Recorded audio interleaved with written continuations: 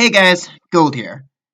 So, in case you missed the news, on the recent Nintendo Partner Direct, Binary Haze has announced a sequel to Enderlily's Quietest of the Nights. The game in question is titled Ender Magnolia Bloom in the Mist. Ender Lilies is one of my all-time favorite games, in case you weren't aware, and I even made an entire video on this channel running over the lore and the story that can be pieced together from, environmental details and item descriptions in the first game.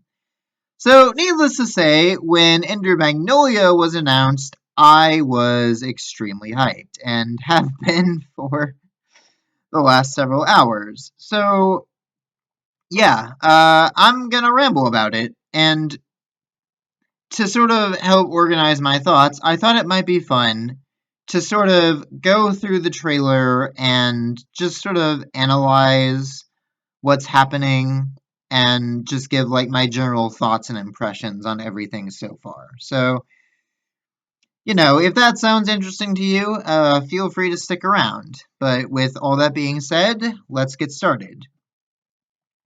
So, the first thing to note, of course, is the title. So, this is presumably going to be a series going forward, with the obvious theme being Ender, insert flower name, and then obviously like a sort of subtitle. Now, I find the choice of Ender Magnolia interesting, but we'll get into that in just a bit. But for now, let's just take a moment to, look at the trailer and see what's going on. So, we start immediately with a rather ominous shot of what appears to be a child surrounded by mountains of scrap and trash, which will very much play into the overall theme of the game. The next shot that we get is that of a settlement, which is a very big deal because for anyone who might know about Ender Lilies, for plot reasons, everything in that game is kind of screwed. Like, I don't want to spoil anything too massively, but just like the fact that, there are going to be like actual people and actual settlements this time around is quite a change. Well, okay, there were settlements in the first game, but again, not so much in the way of like actual living people. That being said, there's also clearly tons of ruins from the disaster in this game, and we find out that said disaster comes from a bunch of stored up magic that's underneath this nation called the Land of Fumes. So, right off the bat, there's a lot to delve into, but let's start with that name, the Land of Fumes. Ender Lilies takes place in the Kingdom of Land's End, which is called that because allegedly it is located on like the northernmost end of its continent. Now, we never get like a proper map of the world of Ender Lilies. We never get to see like the actual continent that Land's End is set on. Um, so we don't know like how massive that nation is compared to other, nations in the world of Ender Lilies. We don't know where things are located relative to each other. But I'm gonna go ahead and assume that the Land of Fumes is going to be at least on the same continent as Land's End, which sort of sets up a naming convention of like these people name their lands very like on the nose, right? Like Land's End, we call it that because it's at like the end of the continent.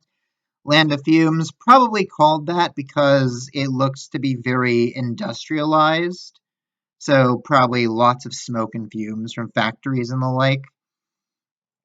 With that being said, the big thing that catches my attention here is the mention of magic that was located deep below ground that caused all these ruins and debris that you see here. And so, obviously, my first assumption with that is that this magic that they're referring to may be the Blight, which we know has a whole thing of like festering deep underground. Whether or not that's actually the case, we'll see, but there's valid reason to think that it might be. Again, I don't want to get too deep into Ender Lily's spoilers in this video, so I'm just going to leave it at that for now. But the next thing that the trailer shows us are these homunculi, right? These automaton-like creatures animated with some kind of blue glowing magic. Now, in Ender Lilies, there is actually a hidden note that implies that the researchers of the King's Mage Brigade were, well, they were messing around with a lot of different things. Again, I don't want to go too much into spoilers, but like I will say, yeah, artificial life was something that they were kind of messing around with. So I don't think this is necessarily something that ties directly back to the King's Mage Brigade, but I do think it's plausible to assume that it may, follow up on that a little bit. Like the idea of, oh, we can put souls in inanimate vessels, right? Kind of doing like a Full Metal Alchemist thing here. The people of the Land of Fumes created these homunculi to help protect them from this magical threat. And it doesn't go well because the magical threat appears to have taken over and corrupted the homunculi. And we'll get to it more a bit further into the trailer, but yeah, like the corrupted homunculi very much resemble the blighted, which I guess can make like anything presumably with a soul or sapience can presumably be affected by the blight. So, um, anyways, then we get the title card, Ender Magnolia, which again is an interesting title because on the very next screen we see that the main character of this game is called Lilac. So, Ender Lilies, the main character's name is Lily. Ender Magnolia, the main character's name is Lilac. That's an interesting choice. Like, I'm not complaining about it by any means. I'm just, wondering like what the intention there is exactly. I'm not like a super expert on like flowers or flora in general. That's not really my area of expertise. Um, I've tried doing like a little bit of research into it, but like insofar as I can tell, lilacs and magnolias are like completely different flowers. Maybe they share a genus or something. I don't know. Again, it's not my area of expertise, so if you happen to know a bit more about the subject, then by all means feel free to share. But yeah. So we've got Lilac as our main character this time around. And I'll just go ahead and say right off the bat, I actually genuinely cannot tell if Lilac is supposed to be a boy or a girl. They have a very androgynous design, and insofar as I can tell, it's never like explicitly stated anywhere. We might get more info in like a later chapter or trailer, but for the time being, I'm just going to say they to be on the safe side, right? Because goodness knows that in this day and age, people get very uppity about that kind of thing. But yeah, so our main character this time around is Lilac, who has very pale complexion and gray hair, similar to Lily, but again, I actually don't think there's likely a strong connection there. Maybe there is. I don't know. We can get more into that later. But yeah, so Lilac's entire thing is that they can bond with the spirits of homunculi and use them in a manner very similar to Lily and her spirits in the first game. There's a lot that can be maybe kind of interpreted there, whether or not Lilac has any connection at all to the White Priestesses. Maybe they're a descendant of Lily, maybe they have a connection to another White Priestess, or maybe it's, again, completely unrelated.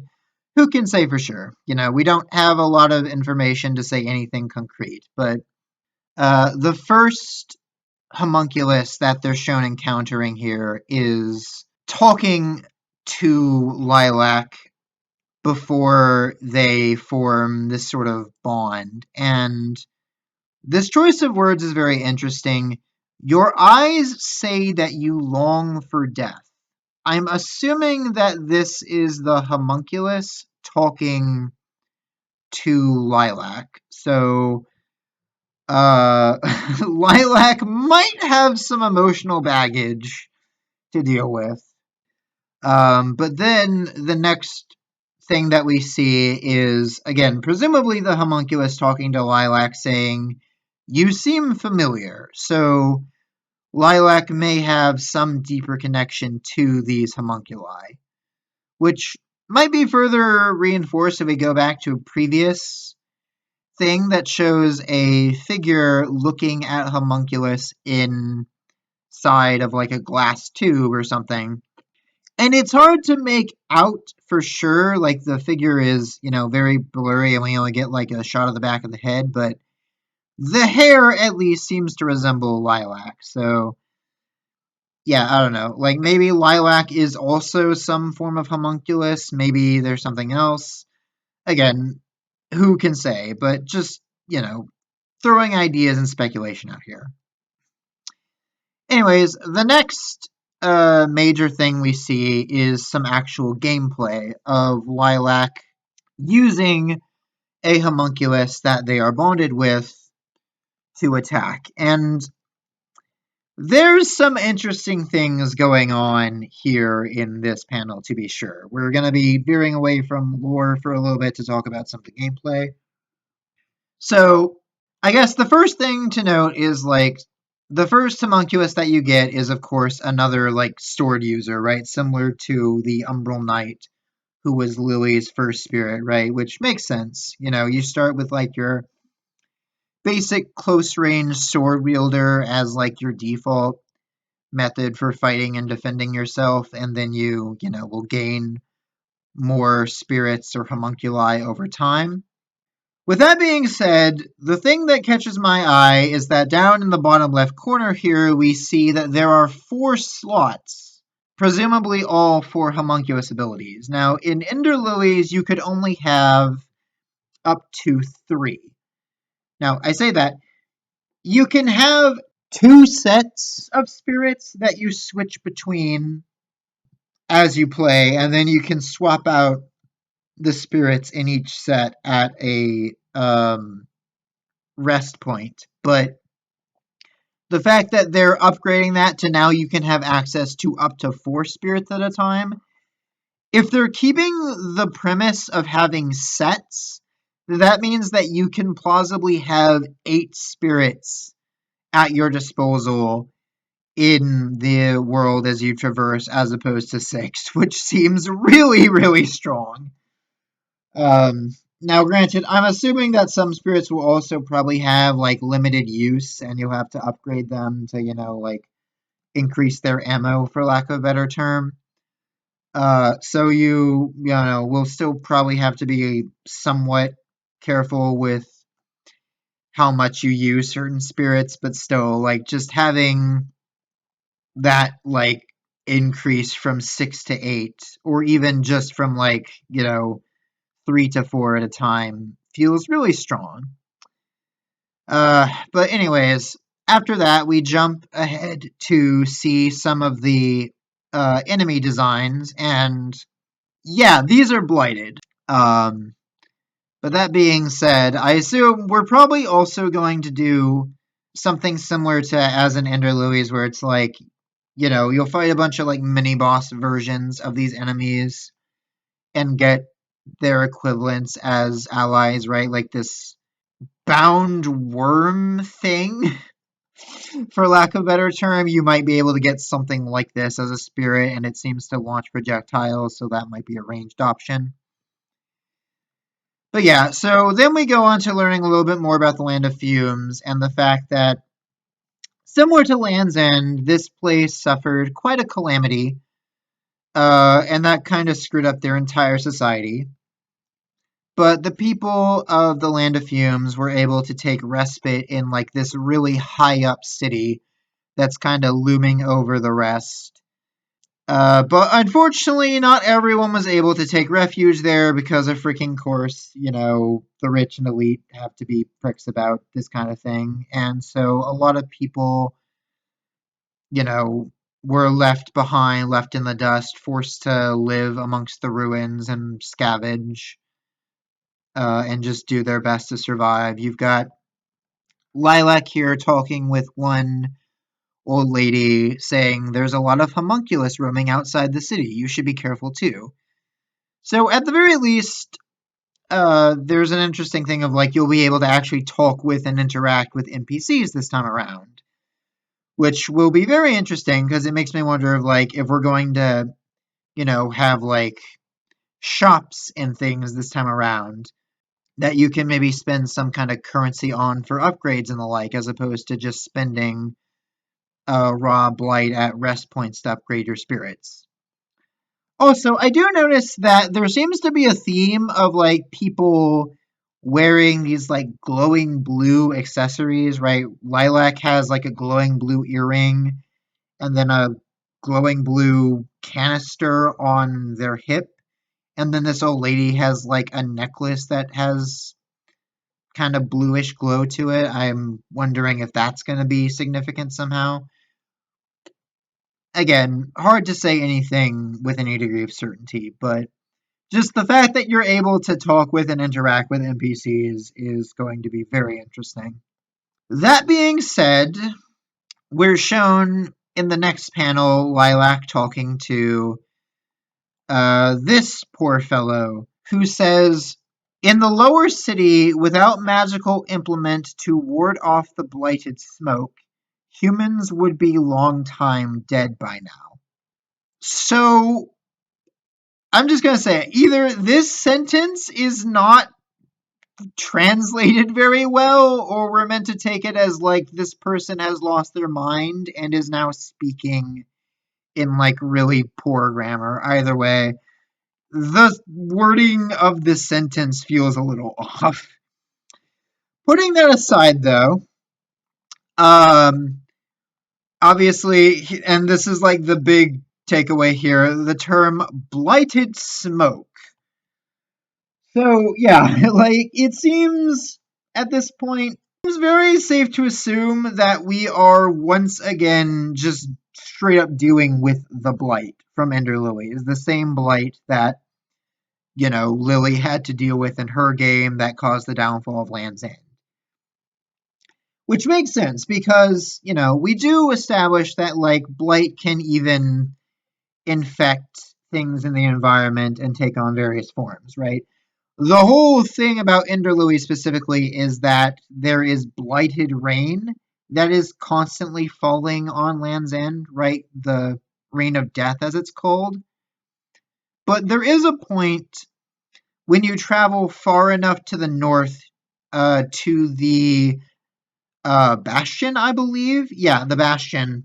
Umbral Knight comments that the blighted rain has changed into blighted snow, right? So, and now we're getting here in the Land of Fumes blighted smoke. So the blight can just infect things in like water, I guess, in various forms, be it rain, be it snow, be it steam or smoke. So just, yeah, blight infects this and then just like completely fucks over the environment. And frankly, yeah, like if you're dealing with a blighted smoke in place of blighted rain, like it's kind of a freaking miracle that anyone has survived. I guess maybe like, they're maybe taking refuge in places that are like just outside the smoke, or maybe like there's, I mean, granted, like the NPC here is talking about magical implement to ward off the blighted smoke. So, that's probably what I was saying before about like maybe that's actually what we're meant to assume that these glowing blue trinkets are like some means of warding off the blighted smoke, which is very interesting. Um, because it means that the people of the Land of Fumes have found an actual means to combat the blight, which is something that I'm sure the people of Land's End would be very, very envious of. But yeah, there's a lot to dig into there for sure. Anyways, we move on and we see what appears to be, I'm going to assume, probably the first boss of the game, and it is this homunculus that is like wearing this hood and appears to be fighting with a big metal fist. And I will just say yes to this. I love everything about this aesthetic. Um, but yeah, presumably this is going to be the first boss, or one of the first bosses at the very least. So obviously you fight this figure, and then of course you will get their power and be able to summon them in combat. So we see in the spit, Lilac now has the ability to summon their sword homunculus. And then here you also have in the bar a new homunculus with a fist icon. So we can see summon the punchy homunculus and just like plow through this enemy. Um, which definitely seems like it's going to be a lot of fun. We then cut to the next thing, and we jump straight to having a full bar of spirits, which include icons such as a scythe, a gun, the fist, and then I can't 100% tell what this fourth icon is, but we see Lilac here summoning a freaking mechanical wolf to ride on and just charging through enemies. So that's a lot of fun. Uh, cool way to traverse. It gives me vibes of like Lily riding on Julius, because like he was kind of like your speed booster sort of equivalent in that game, right? You're heading a direction long enough and then you can summon him and he, carries you along, and so that seems to be kind of what they're doing here. You can just summon the wolf to ride and plow through enemies. Then we jump ahead to the next thing, fighting what appears to be another boss or mini boss, and we see Lilac summoning this sort of winged figure who has a gun, and they shoot some kind of spinning projectile. And then we get a very brief look of Lilac summoning the Scythe Spirit, doing a quick combo with them. Then we cut to Lilac riding on an elevator with what appears to be the Scythe Spirit and the Fist Spirit. I'm just calling them by their weapon names right now. Going up the elevator, and the spirit says, trace the homunculus's memories, maybe you'll find your companions. So this time around, it seems like Lilac might also have a thing similar to Lily, where it's like, she could see the memories of the spirits that she purifies. Lilac may have a similar thing going on. But this time around, instead of just searching for answers, you're searching for your companions, whoever those might be. And then we end the trailer with a look at what appears to be another boss. We don't get a very good or detailed look at them, but they don't look particularly mechanical. Like, this thing looks just straight up like a beast or an animal. So We might have organic enemies in the game to deal with as well. Or maybe not. Again, it's really hard to see. But yeah, lots to assume there that this poor thing has been exposed to the blight for a very, very long time. And then the final shot we get is of Lilac's face, and they are freaking adorable. Looking rather shocked for some reason. What are they looking at? Who can say? But yeah. So that was the trailer for Ender Magnolia, and again, I am just really, really hyped for this game. Again, Ender Lilies was absolutely fantastic. You should absolutely go play it if you haven't. If you're into Metroidvanias, or if you just like a game with, hard but fair gameplay, give it a shot. Genuinely. And, here's hoping that Ender Magnolia performs well too, because I would be absolutely down to see this series continue. But, what do you all think? Do you think my ramblings are spot on? Feel free to share your own thoughts and theories down below if you have any. And yeah, I guess until next time, stay bright.